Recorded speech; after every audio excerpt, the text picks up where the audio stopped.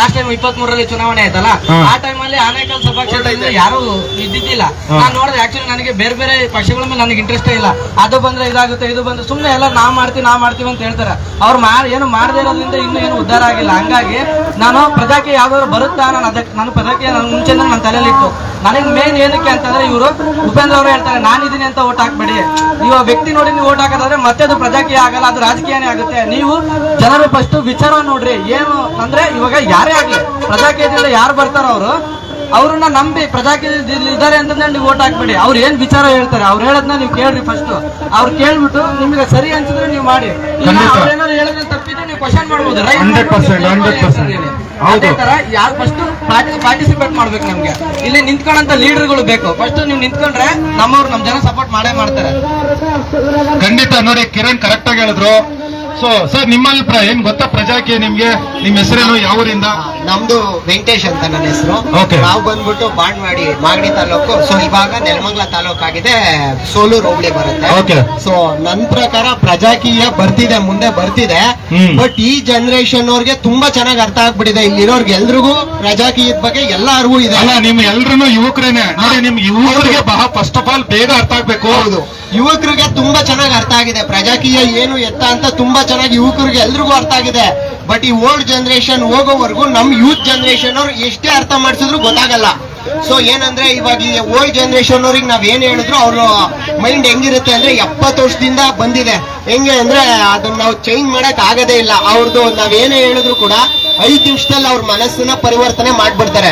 ಯಾವ ರೀತಿ ಅಂದ್ರೆ 5 ನಿಮಿಷದ ಮುಂಚೆ ಬಂದ್ಬಿಟ್ಟು ನೋಡಿ ಅವಾಗಿಂದ ನಿಮ್ಮನ್ನ ನಡೆಸ್ಕೊ ಬಂದಿರೋದು ನಾವೇ XYZ JCB ಯಾರಾದ್ರೂ ಆಗ್ಲಿ, ಅವ್ರು ಬಂದ್ ಹಂಗೆ ಚೇಂಜ್ ಮಾಡ್ಬಿಡ್ತಾರೆ ಅವ್ರ ಮನಸ್ಸನ್ನ. ಸೊ ಇನ್ನೊಂದ್ 10 ವರ್ಷ ಆದ್ಮೇಲೆ ಪ್ರಜಾಕೀಯ ಬಂದೇ ಬರುತ್ತೆ. ಇದು ನಮ್ಮೆಲ್ರೂ ಯೂತ್ ಕಡೆಯಿಂದ ಬಂದೇ ಬರುತ್ತೆ. ಖಂಡಿತ ಈ ತರದೊಂದು ಬಂದೇ ಬರುತ್ತೆ. ಯಾವ ತರ ಬರುತ್ತೆ, ಯಾವ ತರ ಅವೇರ್ನೆಸ್ ಕೊಡಬೇಕು ಎಲ್ರಿಗೂ ಅನ್ನೋದು ಏನನ್ನು ನಿಮ್ ಕಡೆಯಿಂದ ಒಂದು ವಿವರಣೆ. ಇವಾಗ ಆಲ್ರೆಡಿ ಎಲ್ರಿಗೂ ಅವೇರ್ನೆಸ್ ಇದೆ. ಬಟ್ ನಾವು ಬೇಸಿಕ್ ಇಂದ ತಗೋಬೇಕು. ಹೆಂಗೆ ಅಂದ್ರೆ ಇವಾಗ ನಮ್ಮ ಊರುಗಳಿಂದನೇ ಫಸ್ಟ್ ನಾವು ಪಾರ್ಟಿಸಿಪೇಟ್ ಮಾಡಕ್ ನಿಂತ್ಕೋಬೇಕು.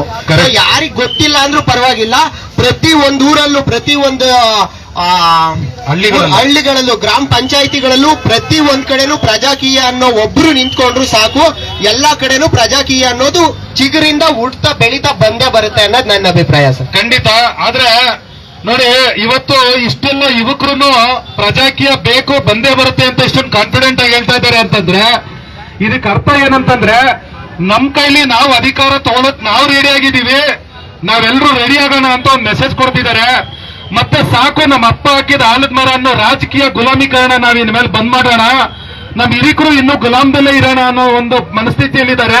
ಆದ್ರೆ ನಾವ್ ಯುವಕರು ಇವತ್ತೆಲ್ಲರೂ ಬದಲಾಗಿ ನಮ್ ಕೈಲಿ ಅಧಿಕಾರ ತಗೊಂಡು ನಮ್ಮ ಊರಾಗ್ಲಿ ನಮ್ಮ ಹಳ್ಳಿ ಆಗ್ಲಿ ಸಿಂಗಾಪುರ್ಗಿಂತ ಅಥವಾ ಲಂಡನ್ಗಿಂತ ಅಥವಾ ಬೇರೆ ದೇಶಗಳ ಅಮೆರಿಕಗಳಿಗಿಂತ ತುಂಬಾ ಅದ್ಭುತವಾದಂತ ವ್ಯವಸ್ಥೆ ಮಾಡ್ಕೊಳ್ಳುವಂತ ಶಕ್ತಿ ನಮ್ಮಲ್ಲಿ ಇದೆ ಅಂತ ಇವತ್ತು ಎಲ್ಲ ಯುವಕರುಗಳು ಮಾತಾಡ್ತಿದ್ದಾರೆ. ಇದಕ್ಕೆಲ್ಲ ನಾವು ಇನ್ನೂ ನಮ್ಮ ಊರಲ್ಲಿ ನಮ್ಮ MLA ಅಂದ್ರೆ ಏನು, ಪ್ರಜಾಪ್ರಭುತ್ವ ಅಂದ್ರೇನು, ಸಂವಿಧಾನ ಅಂದ್ರೇನು, ವೋಟ್ ಏನಕ್ಕೆ ಹಾಕ್ತಿವಿ, ಎಲೆಕ್ಷನ್ ಅಂದ್ರೇನು. ಎಕ್ಸಾಂಪಲ್ ಎಲೆಕ್ಷನ್ ಅಂತಂದ್ರೆ ಒಂದು ಇಂಟರ್ವ್ಯೂ ಇದ್ದಂಗೆ.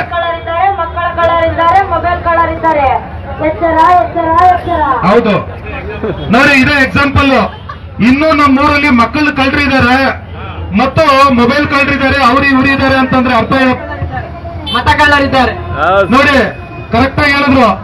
ಇಷ್ಟೇ ಕಳ್ರಲ್ಲ, ನಮ್ಮ ಮತ ಚುನಾವಣೆ ಟೈಮಲ್ಲಿ ನಮ್ಗೆ ಬಿಟ್ಟಿ ಅಂದ್ರೆ ಚಿಲ್ಲರೆ ಕಾಸು ಕೊಟ್ಟು ನಮ್ಮ ಮತ ಒಂದು ಓಟ್ಗೆ ಹತ್ತತ್ರ 1 ವರ್ಷಕ್ಕೆ 50 ಲಕ್ಷ ಕೋಟಿ ರೂಪಾಯಿ 1 ವರ್ಷಕ್ಕೆ. ಆತರ 5 ವರ್ಷಕ್ಕೆ ಎಷ್ಟಾಯ್ತು ನೀವೇ ಲೆಕ್ಕ ಹಾಕೊಳ್ಳಿ, ಹತ್ತತ್ರ 300 ಕೋಟಿ ಆಗತ್ತೆ.